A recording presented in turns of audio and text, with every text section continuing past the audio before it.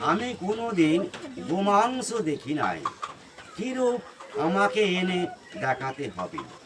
এই কথা শুনিয়া চামার পত্নী কহিলে, কি কথা কহিলে গো মাতা, শোনে যদি মহারাজা দেবে মোরে শুলে।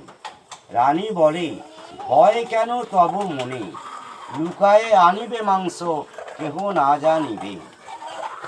এইভাবে উভয়ে গল্প করে চামার পত্নী নিজ বাড়িতে চলে গেলেন। পরদিন সকালে একটি চুবড়িতে করিয়া কিছু গোমাংস লইয়া তাহাতে একটি নতুন বস্ত্র আচ্ছাদন করিয়া ধীরে ধীরে রাজবাড়িতে প্রবেশ করলেন এবং অতি যত্ন সহকারে রানী মাতা রাখিলেন। দৈবের বিড়ম্বনা খণ্ডন নাহি যায়।